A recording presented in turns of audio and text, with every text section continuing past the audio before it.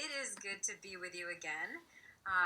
We have walked into a new month, a new time frame in the Lord, and whether we know it or not, things are shifting and things are changing.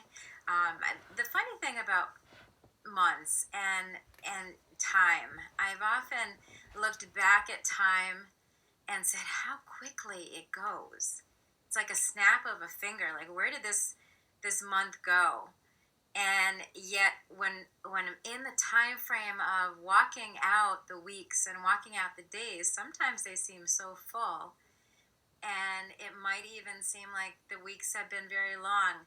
Many things have happened and are happening in the world these last months. Things have gotten kind of crazy, but the Lord is in all the events of the world, all the events of our nation, of our regions, and all the events of our own life.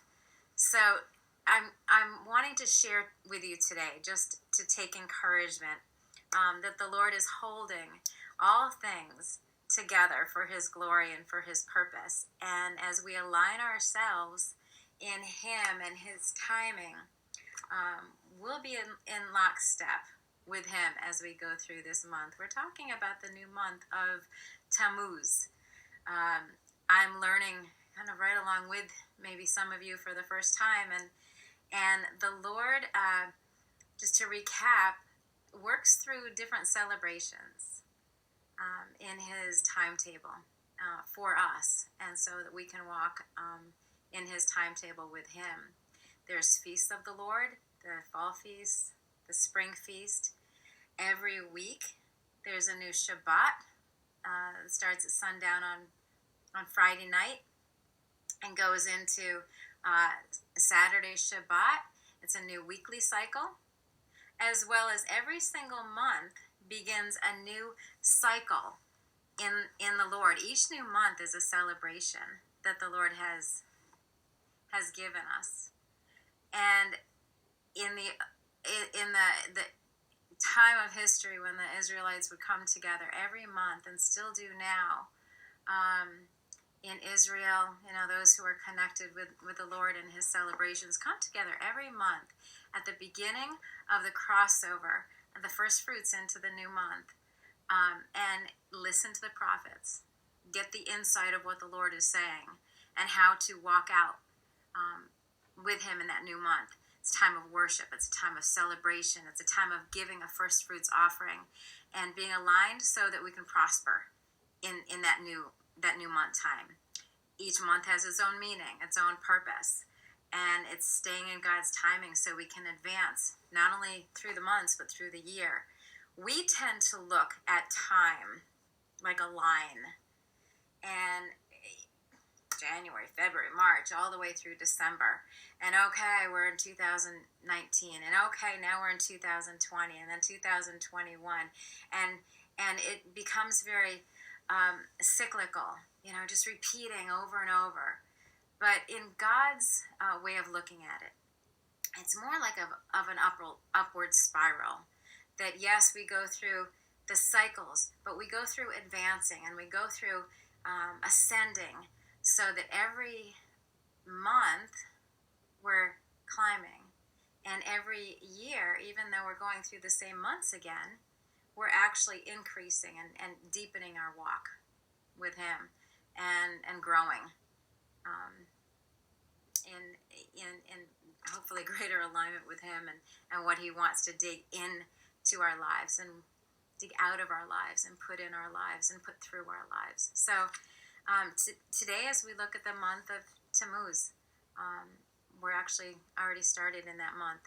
Started on Tuesday, which was June 23rd.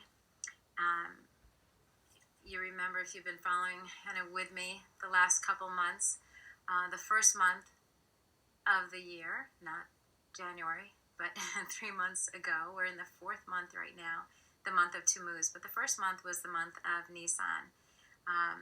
In the Hebraic calendar, they started when the Israelites passed over out of Egypt and went through the Red Sea. The second month is the month of Iyar, which is when they had the transition from going from Egypt into Sinai. Last month, which we just ended, was Sivan, and that was Pentecost, when Moses went up the mountain of Sinai, and he received the Torah, he received the law, the commandments. It's also in the New Testament, where the book of Acts, where the believers received the baptism of the Holy Spirit. And now, the fourth month, Moses has come down the mountain. And we're going to see some situations of what happened when Moses came down the mountain, and how to position our heart so that we're aligned, so that we can actually continue going into the promised land. It's interesting. We have been celebrating like never before a true Passover, a true coming out of Egypt. There's this plague that we've been under, the COVID, and now we're seeing riots, and now we're seeing just so much strife and racial issues, and just the workings of coming into a fresh alignment with what the Lord's heart is, as they crossed over the Red Sea and went to come into the promised land. That's what we're doing right now. Not only probably in your own life, but in this nation and in the nations, there's a aligning that's taking place. This is a real and true Passover, and it sounds like I'm going back a couple months when we talk about Passover. It's like, Sharon, haven't we already gone through Passover?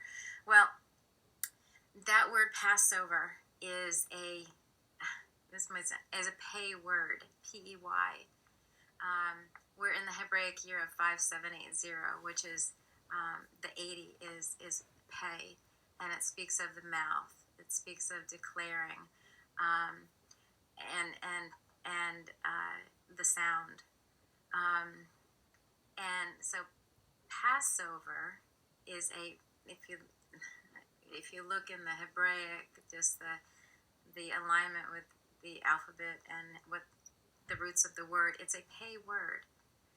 So this whole decade is a decade of a Passover. We are in a season of an extended Passover. We are going into some new things and some new territory and some new land that the Lord wants us to literally inherit, and to release blessing into, and to release prosperity into, for his, not only his glory, but to bring healing where there's been strife, and to bring prosperity where there's been loss. We have that in him to release, not in ourselves, but because of what he's giving us and what he's going to continue to deposit and impart into us, to be able to bring it into whatever land we're stewarding, and wherever we live, and whoever we come in contact with. So it's a journey, and he's got us on that journey. Each month, as a reminder, if you've again been kind of tracking with me the last couple months, there's a certain tribe that's connected with that month. There's a certain letter, Hebraic letter, that's related to that month. There's a constellation, and that's related, and there's some focus. So just want to take you through this, just so we know where we're at and how to come into this new month that ends in July. So it's kind of a carryover, but we started this week, and we've got a new time that we're in. So the letter, the Hebraic letter that's connected with the month of Tammuz is the Het. It's the number 8, and many of us know that the number 8 means new beginnings and fresh starts. Doesn't that sound great? It's a month that I've learned that it's a film strip month.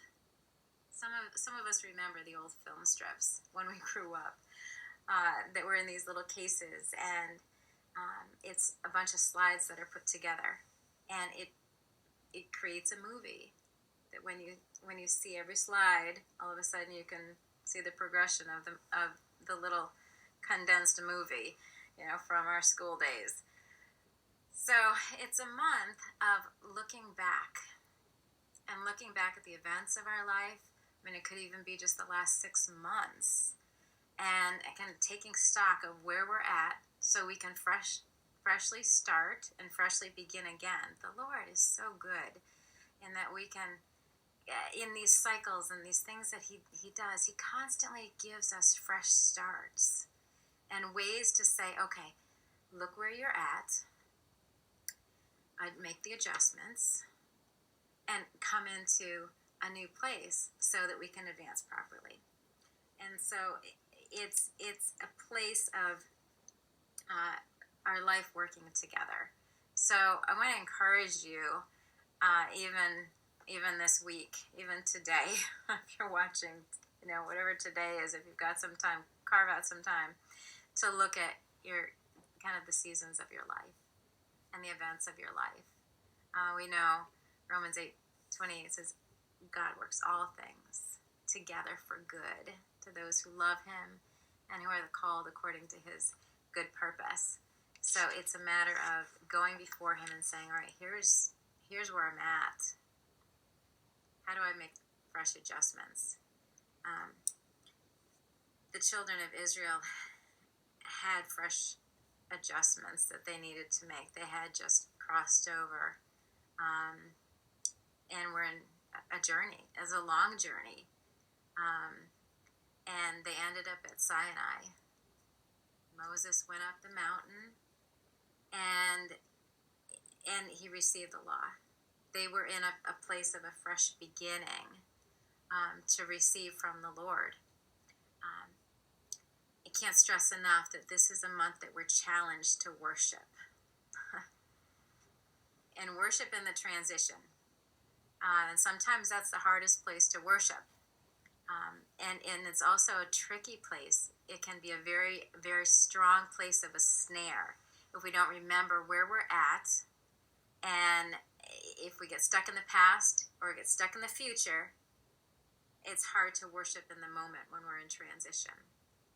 And the way through this month is through worship, or else it can become a snare. Like the temptation of this month. What happened to the children of Israel when Moses went up the mountain? They were left down in the desert, in the wilderness, waiting for him to return, and they got stuck. And instead of worshiping the Lord, they created their own form of worship. I want to read some in Exodus 32, just to remind us what happened to the children of Israel. It says, now when the people saw that Moses delayed coming down from the mountain, the people assembled about Aaron and said to him, come, make us a god who will go before us. As for this Moses, the man who brought us up from the land of Egypt, we do not know what has become of him. They waited. They looked and said, there's a delay. The man of God who's leaving us has left. He's gone up some mountain. We're stuck at the bottom of the mountain, trembling. And we've gone about our daily living, and he's nowhere to be seen. And they started to even doubt how the disrespect to say, as for this Moses, the man who brought us up from the land of Egypt, all of a sudden their eyes were off of their leader and looked to the one who was in front of them at that point, which was Aaron, and said, we want a tangible God. We don't know where he is and where this directive from the Lord is. So make us something that we can worship so we can get through our days with comfort and with security, so we can have something before us that we can see and we can touch and we can worship. Aaron said to them, Tear off the gold rings which are in the ears of your wives, your sons, and your daughters, and bring them to me. Then all the people tore off the gold rings which were in their ears and brought them to Aaron. He took this from their hand and fashioned it with a graving tool and made it into a molten calf. And they said, "This is your God, O Israel, who brought you up out of the land of Egypt." Now when Aaron saw this, he built an altar before it, and Aaron made a proclamation and said, "Tomorrow shall be the feast to the Lord." So the next day they rose early and offered burnt offerings and brought peace offerings, and the people sat down to eat and to drink and rose up to play. The very gold and silver which they came out of Egypt with was the very same gold that they allowed to be cast into the fire, melted down so that they could make an idol out of it to worship. It's interesting because after this golden calf, which Aaron actually fashioned and later denied that he fashioned, he said, "Yeah, I just threw the gold in." Spoke a partial truth. Yeah, I threw the gold in, but out came this calf. I just don't know how it happened, but it was actually formed and fashioned. How often, I'll get more into this in a second, but how often do we form and fashion our own gods out of our own desire, out of our own need?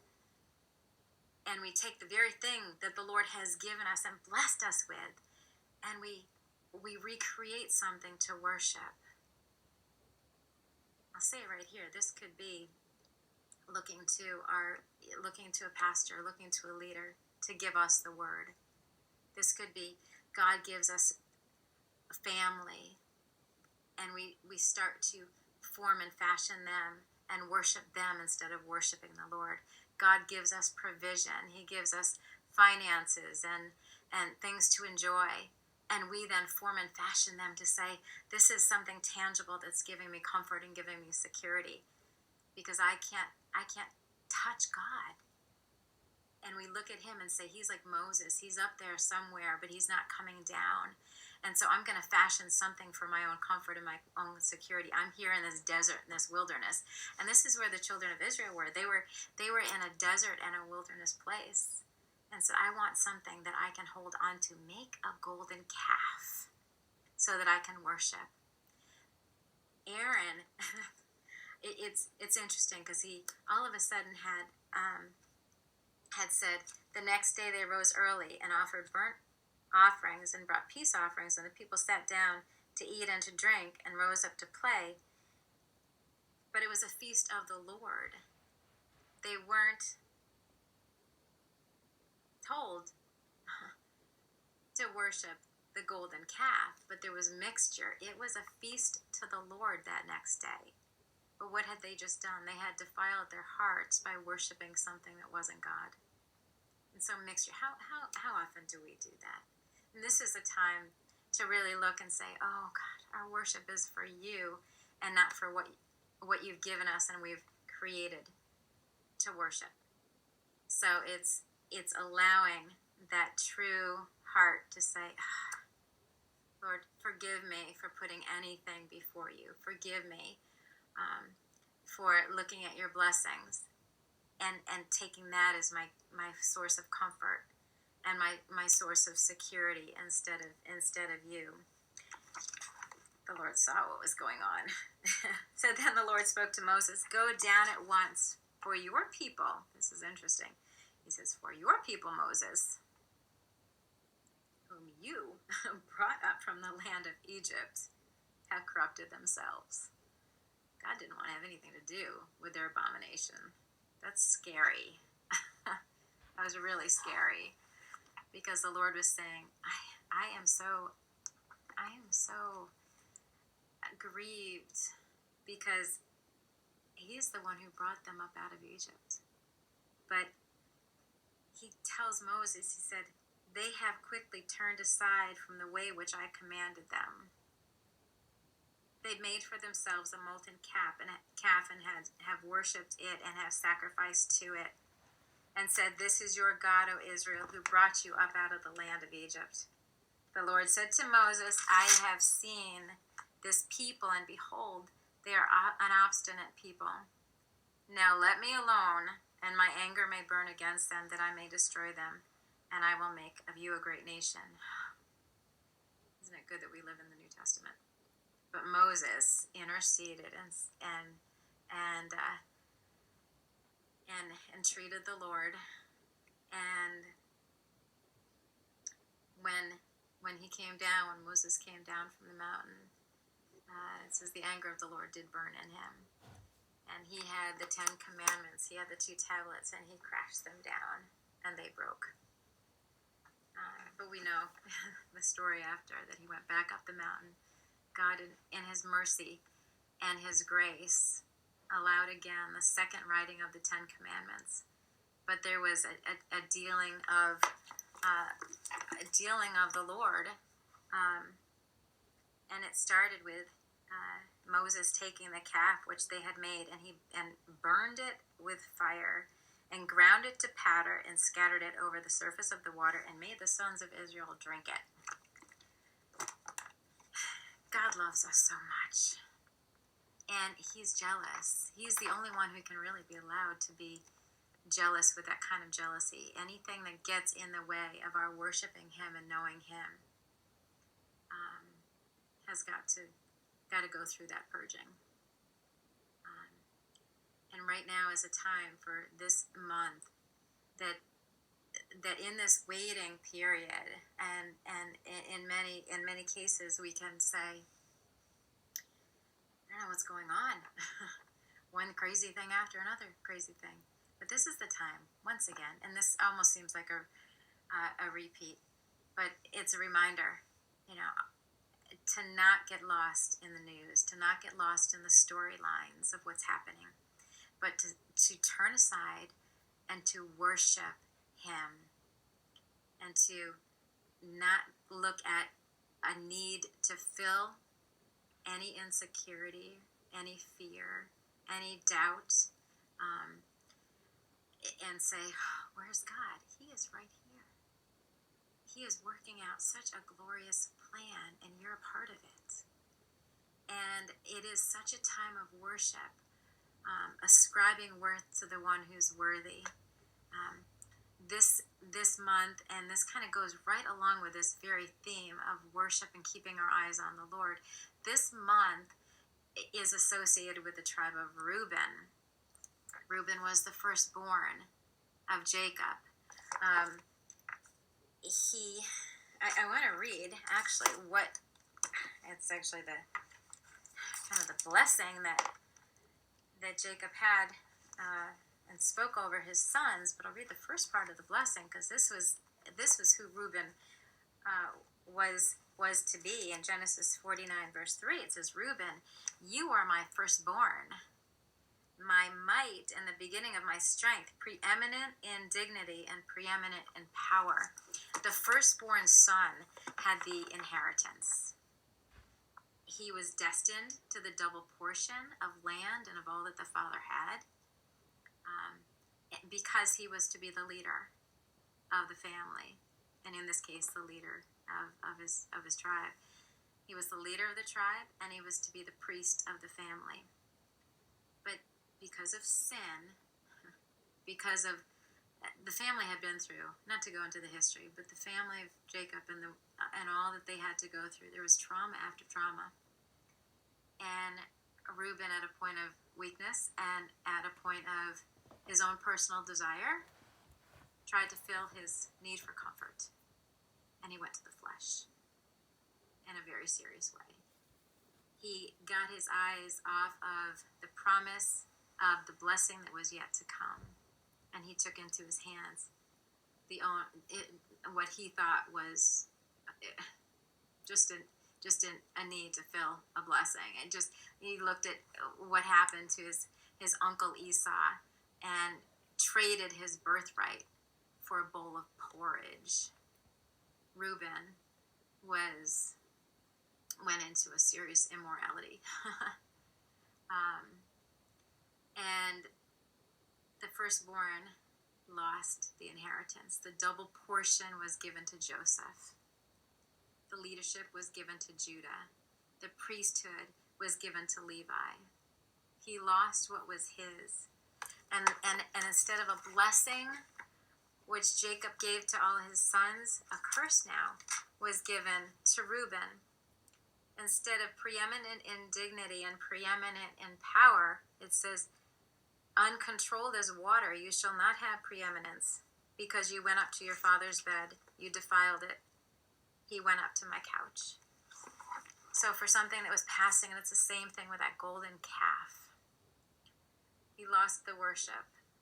He got his eyes off the Lord. He got his eyes off the blessing that was literally promised and that was his to inherit. And he made a golden calf. So it's just kind of like a double emphasis right now on the seriousness of keeping our eyes on the Lord right now. Jeremiah 29:11 for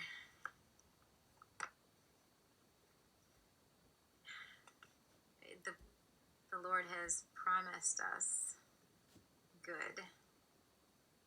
He's promised us a future and a hope. He's promised us these things. And not only that, he gives us that right now for today. And I just want to read Philippians 3:13 to 16. I want to read it out of the Passion Translation.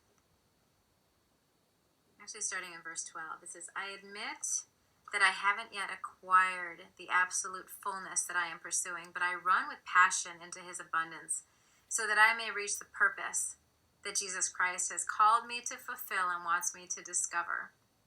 I don't depend on my own strength to accomplish this. However, I do have one compelling focus. I forget all the past, and I fasten my heart to the future instead. I run straight for the divine invitation of reaching the heavenly goal and gaining the victory prize through the anointing of Jesus. So let all who are fully mature have the same passion. If anyone is not yet gripped by these desires, God will reveal it to them. And let us advance together to reach the victory prize, following one path with one passion. He knows his thoughts towards us are thoughts of good and not of evil, to give us that future and that hope. And we're going together. We might have our individual walks, but we're going together to get that prize, to get that inheritance, and that's him. I was thinking how, Moses went up the mountain, and the children of Israel were waiting for him to come down with the word or whatever from God that they were expecting to hear from their leader. We don't live in that type of day. Thank him for that. We live in the day that the Lord is calling us up the mountain to ascend with him and to get that word directly from him, and then come down with those blueprints and then walk that out in the sphere that God has put us in. So it's a time for us to ascend. Reuben didn't ascend.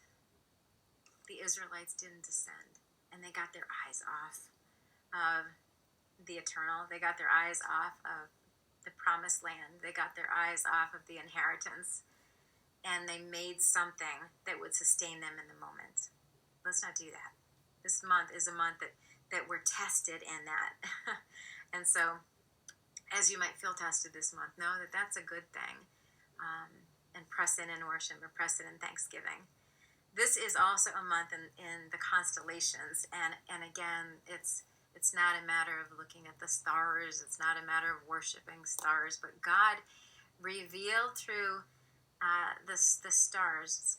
Not, I always feel funny talking about this because it's not the horoscopes. That's not good. So zodiac, in that the constellations in the sky, actually, and the stars, revealed the salvation message. So when I talk about the fact that this month is the month of Cancer, which I don't like that word anyway. I don't think any of us really like that word. But it relates to the crab. And crabs have hard shells and soft insides. And what the Lord is revealing to us, this month is a month to break off hard shells, cast off the hard shells, deal with the hard shells that are around us, and be vulnerable to him. To be vulnerable,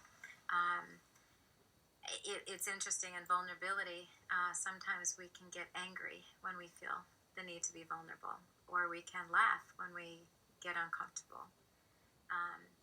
And what is our crutch that we hide behind when we really are feeling touched, and that hard shell tries to protect really what's going on the inside? This is a month to say, Lord, I'm choosing to take off that hard shell, and I want to be vulnerable with you, with those things that are issues or those things that are uncomfortable,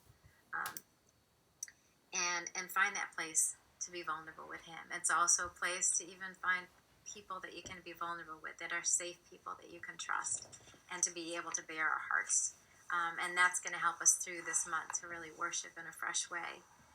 It's a month to confess the best that the Lord has for you and come into an alignment. When we worship, it's not just singing. Worship is ascribing worth to one who's worthy and coming into agreement with what he says. When we worship him, we agree. We agree with his word. We agree with his calling. We agree with his report. We agree with his promises. We agree with the destiny that he's spoken. And we agree with him in who we are. So this is a month to speak it out of our mouth and say, Lord, I'm agreeing with what you're saying about me. I'm agreeing with what you're saying about the situation. I'm agreeing with what you're saying about what you've spoken that hasn't yet come into reality, but in heaven it's reality. So we come into agreement with what is yet to be seen. So it's a conscious effort this month. It's a month to shine in righteousness. Darkness cancels out the light. There's a lot of darkness right now, as we know, and we have to shine that light. Lies are exposed when truth is spoken, and you have the truth in your mouth and in your heart to speak and to bring it forth. A negative report, which right now is so easy to do, coming into alignment with negative reports and negative expectations, but it's overwritten when we come into agreement with a positive report and a positive expectation like never before, and to be ones to release that into the atmosphere and to hold it bound so that the environment and the atmosphere changes. You have that ability to do that. It's a month to guard our hearts and to guard our mouths, and to, as I've often already said, I'm just kind of bringing it together, to ascend up the mountain and to get the blueprints and to come back and to release that into the spheres that you are a part of. Keep your focus on him. He's worthy.